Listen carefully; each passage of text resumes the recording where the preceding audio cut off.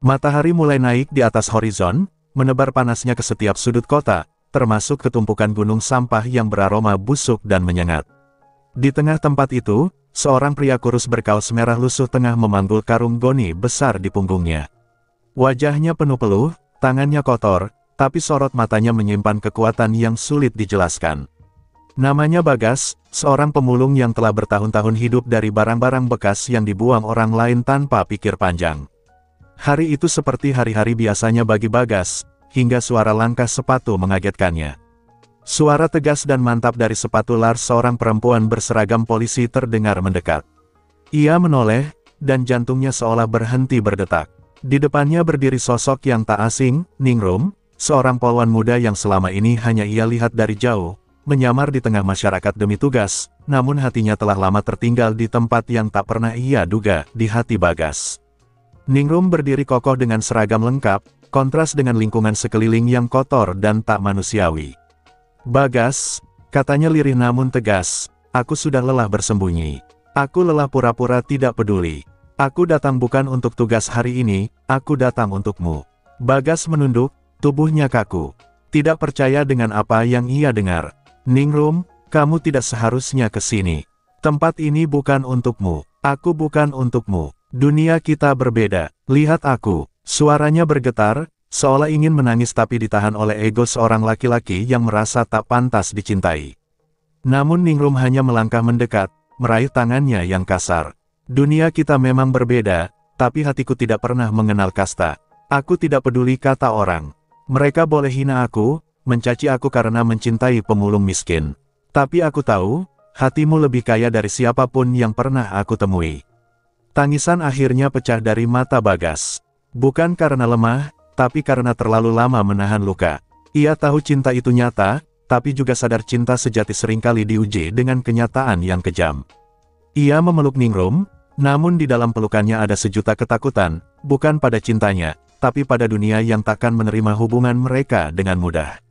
Di kejauhan, suara-suara bisik mulai terdengar. Para pemulung lain yang melihat hanya bisa menatap dengan mata terbelalak, sebagian dengan iri, sebagian lagi dengan kagum. Sementara itu, di markas kepolisian, atasan Ningrum telah mengetahui kedekatannya dengan seorang pemulung dan mulai merancang sanksi, bukan karena melanggar hukum, tapi karena dianggap mencoreng nama institusi. Tapi Ningrum tak goyah. "Jika seragam ini melarangku mencintai seseorang karena statusnya, maka biarlah aku tanggalkan seragam ini. Aku lebih memilih kehilangan jabatan daripada kehilanganmu," katanya dalam hati, penuh keyakinan. Begitulah awal kisah mereka, cinta yang tumbuh di antara gunung sampah dan dinding beton kekuasaan. Cinta yang akan diuji oleh hinaan, tekanan, dan pengorbanan. Dan di tengah semua itu, Ningrum dan Bagas memilih untuk tetap berdiri bersama. Hari-hari setelah pertemuan itu berubah menjadi ujian bagi Ningrum. Kabar tentang seorang polwan cantik yang jatuh cinta pada pemulung menyebar seperti api di tengah ladang ilalang.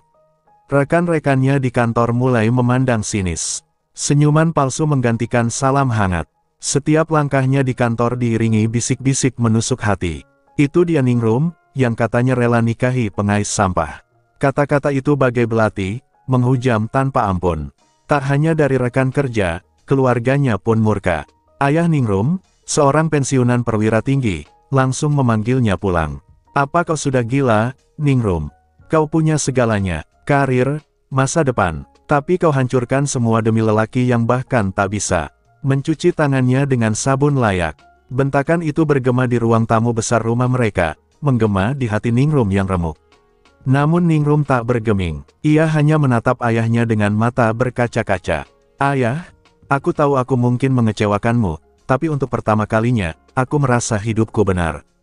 Dia mungkin tidak punya harta, tapi dia punya hati yang bersih, sesuatu yang tidak selalu dimiliki orang berjas atau berseragam." Sementara itu, Bagas pun dihantam badai di dunianya. Para pemulung lain mulai menjauh. Mereka takut dicurigai, takut dikira bagian dari permainan atau rekayasa. "Lu kira lu siapa, Gas? Mau jadi pahlawan rakyat miskin? Hati-hati nanti dimanfaatkan doang," ejek salah satu dari mereka. Bagas hanya terdiam, menggenggam karungnya lebih erat, seolah itu satu-satunya beban yang masih bisa ia tanggung tanpa merasa hancur. Puncaknya, atasan Ningrum memanggilnya ke ruang disiplin. Di meja itu sudah ada surat peringatan dan ancaman pemindahan tugas ke wilayah terpencil. Kami tidak melarangmu mencintai siapapun, Ningrum. Tapi kamu membawa nama institusi. Tindakanmu menciptakan preseden buruk. Ningrum hanya menatap kertas itu dengan dingin, hatinya berkecamuk. Ia sadar, dunia ini tidak selalu memberi ruang pada cinta yang tulus. Namun, di tengah semua tekanan itu, Ningrum dan Bagas justru semakin erat. Mereka bertemu diam-diam di sebuah gubuk di pinggir kota, tempat sederhana di mana tak ada kamera, tak ada penghakiman.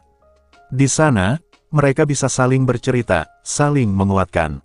Bagas, ucap Ningrum di suatu malam, kalau semua ini harus dibayar dengan seragamku, aku rela. Aku tidak butuh pangkat, aku butuh kamu tetap bertahan. Bagas menggeleng dengan mata berkaca. Aku ingin kamu tetap jadi Ningrum yang kuat. Tapi aku juga takut jika aku justru jadi penyebab kehancuran hidupmu. Tangannya menggenggam tangan Ningrum erat. Aku tidak punya apa-apa untuk membalas cintamu, bahkan cincin pun aku tak mampu beli. Ningrum tersenyum, air mata mengalir di pipinya. Ia mencabut cincin kecil dari jari manisnya, bukan emas, bukan berlian, hanya logam polos. Kau lihat ini bukan tentang harga, ini tentang janji. Pegang ini, Bagas. Pegang dan simpan. Aku tak butuh pernikahan mewah. Aku hanya butuh janji bahwa kau akan tetap mencintaiku meski dunia membencimu. Hari berganti minggu, dan tekanan tak kunjung surut. Tapi mereka tetap berjalan, dua insan dari dua dunia berbeda, melangkah bersama dalam badai. Dan saat hujan turun membasahi atap seng tempat mereka berteduh, Ningrum tahu, badai belum berlalu, tapi hatinya telah menemukan rumah. Di luar sana, tawa hinaan masih terdengar. Tapi di dalam gubuk itu, mereka punya satu sama lain. Dan kadang, cinta yang bertahan di tengah hujan adalah cinta yang paling layak diperjuangkan. Hari itu langit Jakarta tampak muram, seakan ikut merasakan gejolak hati Ningrum. Di kantornya, ia baru saja menerima surat keputusan mutasi, dikirim ke pelosok daerah terpencil di perbatasan. Efek dari tindakan tidak profesional, begitu alasan resmi yang ditulis dalam surat. Tapi semua tahu, ini hukuman tak tertulis karena ia mencintai pria miskin yang dianggap tak sepadan. Ningrum membawa surat itu pulang dengan tangan gemetar. Ia menatapnya lama, sebelum akhirnya menelpon Bagas. Suaranya parau saat bicara. Aku harus pergi, Gas, jauh dari sini. Mereka tidak akan berhenti sampai aku menyerah. Di seberang, Bagas terdiam. Dunia seolah runtuh dalam sekejap. Ini bukan sekadar jarak, ini ujian cinta yang paling menyakitkan. Beberapa hari kemudian, Ningrum datang menemui Bagas untuk terakhir kalinya sebelum keberangkatannya. Mereka duduk di bawah pohon rindang, di dekat tempat biasa mereka bertemu. Aku takut, Ningrum, kata Bagas pelan. Bukan karena kamu akan jauh, tapi karena dunia bisa merubahmu. Aku hanya pemulung. Aku takut kamu akan menemukan seseorang yang lebih pantas. Ningrum menatapnya dengan mata berkaca. Bagas, kamu tidak tahu betapa kerasnya aku melawan dunia ini hanya agar bisa memilikimu. Jangan ragukan hatiku, tapi jika suatu saat kamu merasa aku berubah, ingatlah, aku pernah berjuang sampai habis-habisan untuk cinta kita. Hari keberangkatan pun tiba. Ningrum berdiri di terminal bus dengan seragam lengkap, wajahnya teguh, tapi matanya sembab. Bagas datang terlambat, napasnya terengah, wajahnya penuh debu. Ia menggenggam tangan Ningrum seolah ingin menahannya. Kalau kamu pergi, jangan lupa satu hal, katanya. Kamu pernah membuat seorang pemulung merasa layak dicintai. Bus pun melaju, meninggalkan Bagas yang berdiri sendiri, dikelilingi debu dan deru mesin. Ningrum menatap ke belakang lewat kaca jendela, melihat sosok yang ia cintai mengecil di kejauhan. Hatinya retak, tapi ia tahu, kadang cinta harus menunggu waktu yang tepat untuk menang. Waktu berlalu, Ningrum mulai menjalankan tugas di tempat barunya, sebuah desa kecil di perbatasan yang sepi dan jauh dari keramaian. Meski suasana tenang, hatinya selalu gelisah. Setiap malam ia menulis surat untuk Bagas, meski tak selalu bisa dikirim. Surat-surat itu ia simpan dalam kotak kecil, kotak harapan, katanya. Di Jakarta, hidup Bagas makin berat. Tanpa kehadiran Ningrum, semangatnya perlahan padam. Ia mulai kehilangan arah. Suatu malam, ia diserang oleh preman setempat yang iri dengan perhatian media terhadap kisahnya. Ia dipukuli dan dirampas. Bagas terbaring di rumah sakit sederhana, tubuhnya lemah, tapi pikirannya hanya tertuju pada satu hal, Ningrum. Saat sadar, ia menemukan sebuah foto Ningrum yang diselipkan dalam dompetnya, robek, tapi masih utuh. Ia memandangi foto itu lama. Aku harus bangkit, demi dia, bisiknya pelan. Luka fisik bisa sembuh, tapi luka di hati, itu yang butuh kekuatan luar biasa untuk pulih. Beberapa bulan kemudian, tanpa diduga, Ningrum kembali ke Jakarta. Bukan karena menyerah, tapi karena menyelesaikan tugas dengan cepat dan mendapat izin cuti. Hal pertama yang ia lakukan adalah mencari Bagas. Namun, saat ia tiba di tempat biasa mereka bertemu, yang ia temukan hanyalah tumpukan sampah, dan kabar mengejutkan, Bagas telah pergi dari sana. Entah kemana, dunia terasa runtuh kembali. Di tengah kota yang ramai dan panas, Ningrum berdiri terpaku. Air mata jatuh di pipinya. Cinta yang ia perjuangkan dengan luka dan air mata, kini menghilang tanpa jejak. Ia berlari, mencari, bertanya, namun tak ada yang tahu pasti kemana Bagas pergi. Satu-satunya yang Ningrum tahu, ia harus menemukannya, sebelum semuanya benar-benar terlambat. Dan di kejauhan, di sudut kota yang jauh dari ingar-bingar, seorang pria dengan bekas luka di pelipis sedang mengayuh becak lusuh membawa penumpang demi menyambung hidup. Di sakunya, tersimpan lusinan surat yang belum pernah ia kirim. Surat untuk seorang polwan, yang telah mengubah hidupnya. Hari-hari Ningrum di Jakarta berubah menjadi petualangan yang menyakitkan. Ia menelusuri gang sempit, lorong pasar, hingga sudut-sudut terminal tua, mencari jejak Bagas. Setiap pemulung yang ia tanya hanya menggeleng. Bagas, dia udah lama nggak kelihatan, Bu, katanya sih pindah, tapi nggak tahu kemana. Jawaban itu menghantam hatinya seperti palu godam, kosong, tak ada arah. Di malam yang basah oleh hujan, Ningrum duduk sendirian di halte tempat mereka dulu pernah berbincang. Ia menggenggam kotak kecil berisi surat-surat yang tak pernah ia kirim selama bertugas di perbatasan. Tangannya bergetar saat membuka lembar demi lembar. Di sana tertulis rindu, harapan, dan ketakutan. Bagas, apakah kamu masih mencintaiku, atau cinta kita sudah terkubur bersama? Luka-luka dunia. Sementara itu, di ujung kota, Bagas menjalani hidup dalam diam. Ia kini menjadi penarik becak sederhana, menjauh dari tempat lama, dari masa lalu, dari cinta yang ia anggap terlalu tinggi untuk digapai. Ia memilih hidup dalam bayang-bayang. Aku hanya lelaki jalanan, bisiknya tiap malam, memandangi surat-surat Ningrum yang akhirnya dibalasnya, tapi tak pernah punya keberanian untuk dikirim. Setiap malam, ia menulis. Bukan untuk dibaca siapa-siapa, hanya untuk dirinya sendiri, agar hatinya tetap hangat, agar kenangan tentang Ningrum tak membusuk oleh kenyataan pahit. Dalam surat terakhirnya, ia menulis, maaf jika aku pergi tanpa pamit. Aku mencintaimu terlalu dalam, hingga aku takut cinta ini justru menghancurkanmu. Namun takdir memiliki jalannya sendiri. Suatu pagi, Ningrum melihat seorang tukang becak sedang membantu seorang nenek menyeberang jalan. Wajah pria itu tampak familiar, meski tubuhnya lebih kurus, rambutnya lebih kusut, dan ada luka menghitam di pelipis kirinya. Jantungnya berdetak cepat. Itu, Bagas, gumamnya pelan. Ia mengejar, memanggil, Bagas. Tapi suara lalu lintas menelan teriakannya. Pria itu tak menoleh. Ia mengayuh becaknya menjauh, seperti masa lalu yang enggan menoleh ke masa depan. Ningrum terdiam, napasnya tercekat. Tapi keyakinan di hatinya menguat, ia tidak boleh menyerah. Tidak sekarang, tidak setelah sejauh ini. Hari berikutnya, Ningrum menyewa becak itu. Ia duduk di kursi penumpang, dan saat Bagas menoleh menanyakan tujuan, waktu seakan berhenti. Mata mereka bertemu, dua samudera luka saling menatap. Bagas ingin berpura-pura tak mengenal, tapi air mata Ningrum telah lebih dulu bicara. Kenapa kamu pergi? Tanya Ningrum, suaranya pecah. Kenapa kamu menghilang tanpa sepatah kata pun? Aku mencarimu kemana-mana, Bagas. Bagas menunduk, air mata jatuh diam-diam. Karena aku merasa tak layak, Ningrum.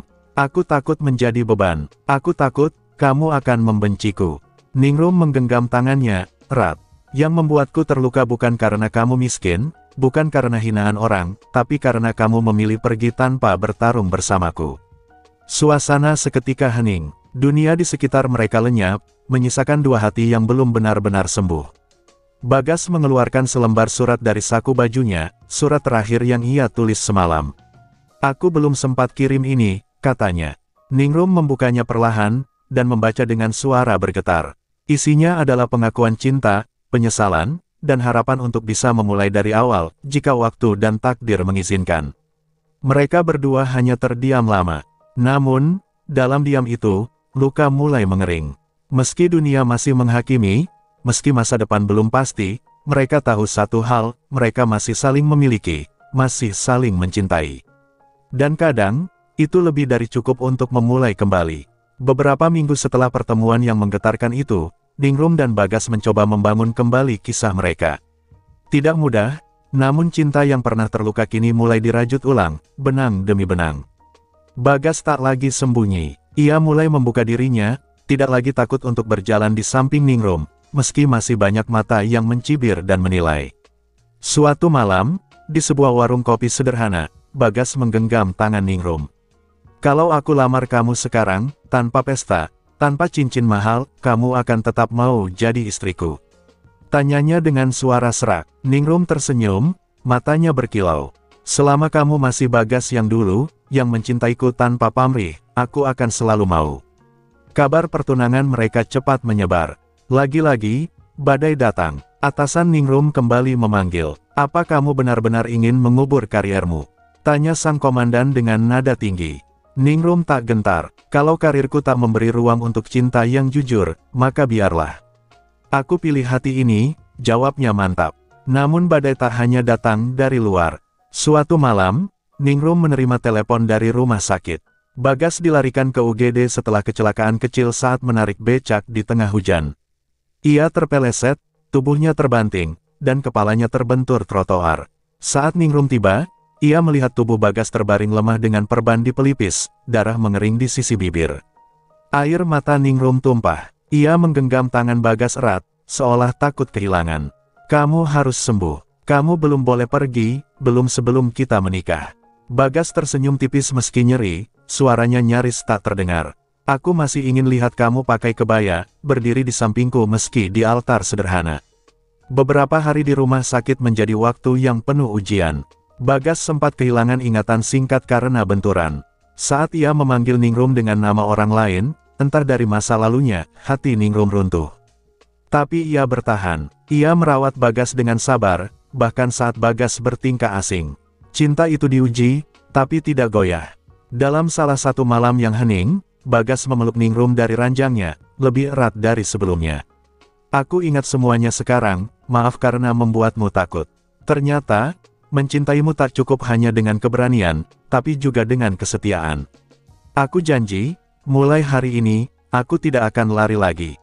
Setelah pulih, Bagas berhenti menarik becak. Ia mulai bekerja di sebuah bengkel kecil milik kenalan lama. Gajinya tidak besar, tapi cukup untuk hidup sederhana. Ningrum, meski tetap berseragam, memilih jalur yang lebih tenang, bekerja di unit pelayanan sosial. Ia merasa di sanalah tempatnya, membantu yang tak bersuara. Pernikahan mereka akhirnya digelar, tidak di gedung mewah, tidak dengan ribuan undangan. Hanya di sebuah taman kota, dengan kursi plastik, bunga-bunga hasil sumbangan teman-teman pemulung, dan iringan lagu dari speaker tua. Tapi suasana hangat, penuh cinta, penuh penerimaan. Tangis bahagia mengalir dari semua yang hadir. Saat Ningrum dan Bagas mengucap janji suci, langit mendung sejenak membuka diri. Matahari menyusup di antara awan, seolah memberi restu. Dan saat Ningrum memakaikan cincin logam sederhana ke jari Bagas, semua luka yang pernah mereka tanggung terasa lunas. Mereka telah menang, bukan karena harta, tapi karena cinta mereka tak pernah menyerah. Di antara bisik-bisik para undangan, seseorang berkata, "Siapa sangka, seorang polwan dan pemulung bisa berdiri bersama di pelaminan." Tapi Ningrum hanya tersenyum, lalu menggandeng tangan suaminya erat. Karena baginya, cinta sejati bukan tentang siapa dirimu, tapi siapa yang tetap tinggal saat seluruh dunia menyuruhnya pergi. Pernikahan mereka baru seumur jagung, namun kehidupan tidak memberi jeda untuk bahagia terlalu lama. Suatu pagi, saat Ningrum baru saja selesai membereskan meja makan, ia mendapat kiriman surat tak bernama.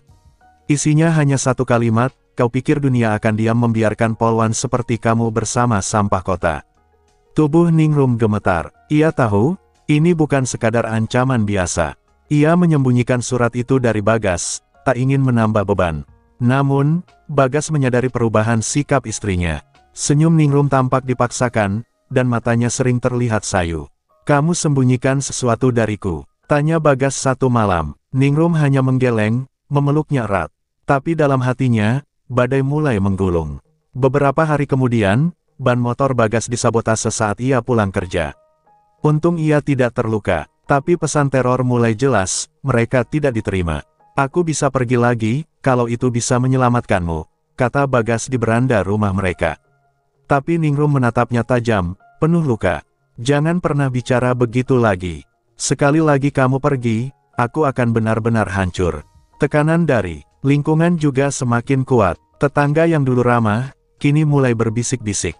Di kantor, Ningrum mulai disisihkan dari kegiatan penting. Ia seolah dijadikan simbol kegagalan, seorang polwan yang jatuh cinta pada kelas bawah.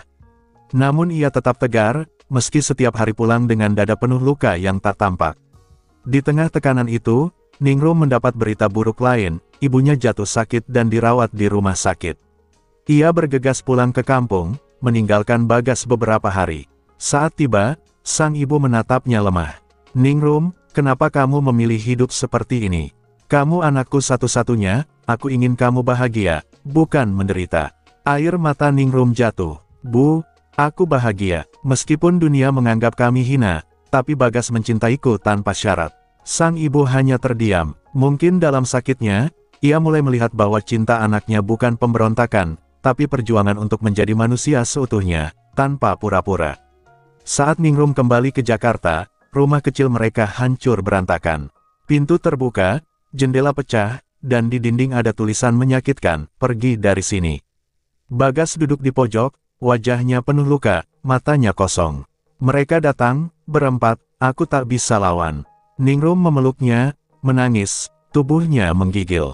Dunia seolah tidak memberi mereka ruang untuk bernapas. Malam itu, mereka tidur di pos ronda. Rumah mereka tidak bisa dihuni lagi. Tapi meski tubuh mereka terbuang, jiwa mereka justru semakin menyatu. "Aku tak akan menyerah," kata Ningrum, menggenggam tangan Bagas. "Kalau dunia tak memberi kita tempat, kita akan buat tempat sendiri." Dari puing-puing ini, dengan bantuan teman-teman pemulung dan beberapa rekan lama Ningrum yang masih setia, mereka mulai membangun kembali hidup mereka, di tempat baru, di pinggiran kota yang jauh dari pandangan sinis orang-orang. Mereka sewa lahan kecil, bangun gubuk dengan tangan sendiri. Tidak mewah, tapi penuh cinta. Setiap malam, Bagas menyalakan lampu minyak kecil dan membaca ulang surat-surat cinta lama mereka.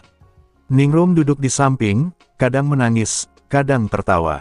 Dalam gelap, hanya cahaya kecil itu yang menyala. Tapi bagi mereka, itu cukup, karena cinta, saat tulus, tak butuh sorotan. Ia hanya butuh keberanian untuk bertahan. Dan saat hujan deras turun, menghantam atap seng dengan suara keras, Ningrum dan Bagas saling berpelukan. Hujan bukan lagi musuh. Ia adalah saksi, bahwa cinta mereka, meski terus digempur, masih berdiri, meski kadang hanya dengan satu kaki. Hari-hari di rumah gubuk yang mereka bangun sendiri menjadi saksi keteguhan cinta Ningrum dan Bagas. Meski hujan kadang merembes di atap dan suara tikus malam membuat tidur tak nyenyak, tak sekalipun Ningrum mengeluh. Justru di tempat sederhana itulah, cinta mereka tumbuh paling jujur, tanpa topeng, tanpa gengsi. Bagas, dengan semangat yang perlahan kembali pulih, mulai mengajak para pemulung sekitar membentuk komunitas kecil. Ia mengajarkan cara memilah sampah, membuat kerajinan tangan dari limbah plastik, dan membagi hasilnya dengan adil. "Aku tak punya gelar, tapi aku punya tangan yang bisa bekerja," katanya pada Ningrum suatu sore.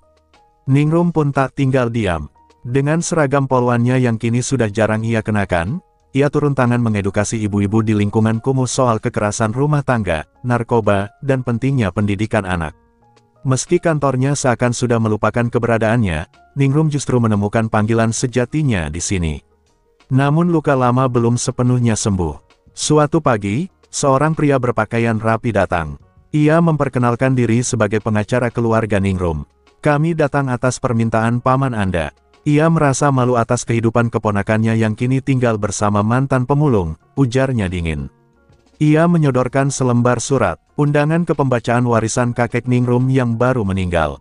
Ningrum termangu. Ia tidak tahu bahwa kakeknya masih mengingat dirinya, apalagi mencantumkannya dalam surat wasiat. Tapi lebih dari itu, hatinya tersayat oleh alasan kedatangan pengacara itu, bukan karena mereka peduli, melainkan karena takut nama baik keluarga ternoda. Aku bukan aib, bisik Ningrum pada surat itu. Aku manusia, seperti mereka semua. Bagas tahu ia hanya bayang-bayang dalam kisah keluarga Ningrum. Namun ia berkata lirih, kalau kamu mau pergi, aku takkan tahan. Dunia kamu terlalu tinggi untukku. Tapi Ningrum menatapnya dalam-dalam. Bagas, kamu bukan tempat aku singgah. Kamu rumah. Aku pulang padamu, bukan dunia. Meski berat, mereka menghadiri pembacaan warisan. Di sana, Ningrum diperlakukan seperti orang asing. Pandangan sinis, bisik-bisik menusuk, dan cibiran terselubung menjadi sambutan mereka. Namun ketika surat wasiat dibacakan, seluruh ruangan terdiam. Kakek Ningrum menulis, dari semua cucuku, hanya Ningrum yang paling mengerti nilai manusia. Ia mewariskan sebidang tanah luas di pinggiran kota, tempat yang tenang, subur, dan bebas dari cemoohan. Di sana, Ningrum dan Bagas memulai kehidupan baru. Mereka pindahkan gubuk sederhana mereka, membangun rumah komunitas, dan mendirikan sebuah yayasan kecil, rumah rakyat, tempat belajar, berkarya, dan membangun martabat. Rumah itu perlahan jadi pusat harapan.